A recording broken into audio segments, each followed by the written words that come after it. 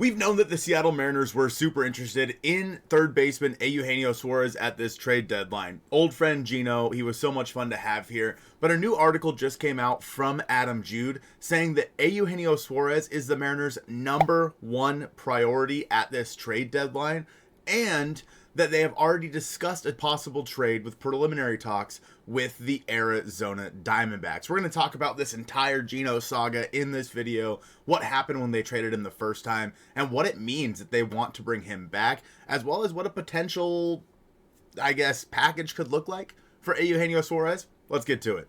So this article comes from Adam Jude, and he mentions that industry sources familiar with the club's plan say the Mariners and Diamondbacks have engaged in preliminary discussions about Eugenio Suarez, who is a candidate for the National League MVP with 36 home runs this season. He trails only Cal Raleigh's 38. The next line says, the Mariners, sources say, would prefer a union with Suarez over a trade for another Diamondback slugger, first baseman Josh Naylor, because of Seattle's familiarity with Suarez and his popular good vibes only ethos from his time with the Mariners in 22 and 23.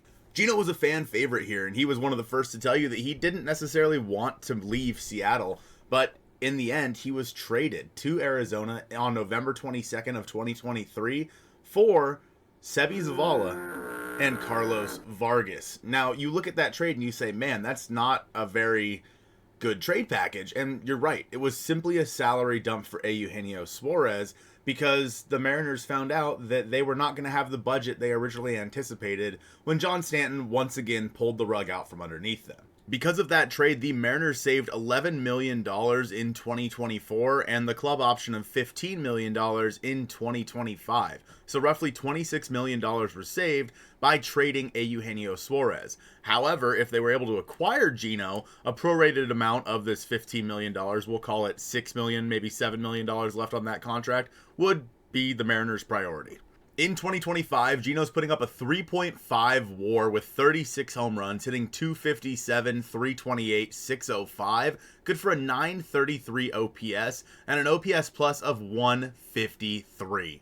He leads the National League in both home runs and RBI, and he's still striking out quite a bit as well, and his defense has gone down a little bit since he was with Seattle. In 2025, his strikeout percentage is at 25.7%. Now, that's notably the lowest since 2018 when he was an all-star as well, but still a notable amount, about 3.5% above league average. You can see here that Geno relies a lot on pull power, with most of his home runs coming to left field, but we've seen him do just fine in Seattle before, so we know he can hit the ball out of there, hit some doubles as well, but Geno's mainly a pull guy. He has obviously been hitting the ball really, really well. He's 91st percentile in expected slugging, 77th in average exit velocity, 91st in barrel percentage, and 88th in hard hit percentage. One thing that surprises me quite a bit is actually his range. In 2025, he is at -5 outs above average. When we go back to his season, when he was with the Mariners in 2023, he was in the 98th percentile in outs above average at third base with +12. So all in all, basically what I'm trying to say is it's going to cost a lot more to go get Geno for half a year than what you got for him for, 2 years? It's just unfortunately the way it's going to work because he's a National League MVP candidate, which is something that is strange for the Mariners front office. A front office to admit that they were wrong. Because that's what this would signify, right? Is that they should have never traded him in the first place.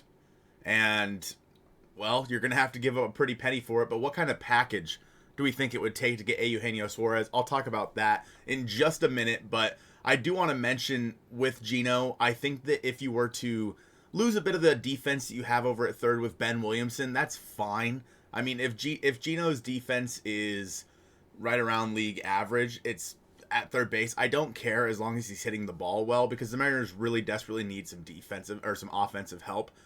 Ben Williamson is an interesting case, right? You would assume that to fill this spot of third base, you're going to put Geno there. Dylan Moore's probably off your roster. What do you do with Ben Williamson? Can he go play any other position? Honestly, I don't know. But the Mariners probably also want to get him every day at bats. So do they send him back down to AAA to get some more ABs? Or do they keep him on this roster? Because I think he does deserve a spot. There's a place for Ben Williamson on this roster. He's better than Dylan Moore. He's better than Donovan Solano. He's better than Miles Mastrobuoni. Do you keep him as a defensive replacement later in games? It's certainly possible, but does that hurt his value on the offensive side of things for, next year and whatnot? Because Geno would be a free agent at the end of this season. It's definitely something to consider. I don't know what you do with Ben Williamson, because again, it needs to be Dylan Moore and Donovan Solano off this roster for sure. And if Geno is the number one priority, he's going to play third base for you, but you might also have him DH once in a while and have Ben Williamson go play third base. That's certainly a possibility as well. But let's talk about a trade package for Eugenio Suarez. For a National League MVP candidate, it's going to cost you a pretty penny. And I'm talking probably one of the Mariners' 8 or 9 top 100 prospects. Unfortunately, that's just the reality of what we have to deal with here. Now, what's interesting is that the Diamondbacks want pitching in return. They've said they want young, controllable pitching. The question is, how close does that pitching need to be to the big leagues, right? Now, of course, there hasn't been a re-rank yet in terms of adding like Cade Anderson or any of the other guys the Mariners drafted in the 2025 draft. They haven't re-ranked them on the Mariners top prospect list. So as of right now, the two top guys in the Mariners organization are Ryan Sloan and Jurrangelo Cijntje, at least in terms of pitchers. If we scroll through the list a little bit, there's Michael Morales at AA. Brandon Garcia obviously just made his major league debut the other day. Jeter Martinez, a lot of guys at A ball, lower in the system. Am I willing to give up Cade Anderson? Absolutely not. So that leaves me with just a couple of guys that I think might be available, and the first one is Logan Evans. Would I be comfortable giving up Logan Evans in this deal? Certainly. As long as the Mariners are willing to go out there and get a fifth starter, then sure, I would absolutely give up Logan Evans. However, there's definitely a possibility where the Diamondbacks would prefer to get Jurrangelo Cijntje in this deal, who obviously is one of the Mariners' top prospects. Switch pitcher, we know quite a bit about Jurrangelo at this point. He's a little bit further away. Maybe the Diamondbacks don't plan on competing, next year, but in a couple of years, in which case Cijntje does make some sense. I think I would be okay with giving up Jurrangelo Cijntje. I don't know, but I think I would be. And if they're really looking for pitching, could you do like Jurrangelo Cijntje and Brandon Garcia? Or is that too much? Or would the Diamondbacks maybe be willing to eat some of that salary? Because we know how the Mariners... John Stanton says he's fine with taking on salary, but is he really?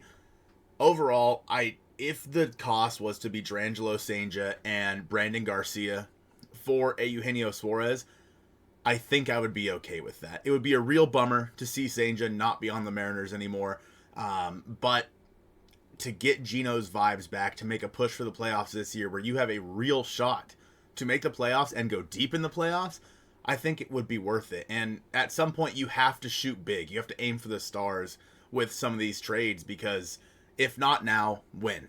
If you don't push for the playoffs now, when are you going to do it? Because you're primed for a playoff run this year. You got to take advantage of that. Let me know in the comments down below if you think that trade offer would work, or would you be willing to go a little bit more, a little bit less? Just let me know. I appreciate you guys watching this one, and go Mariners.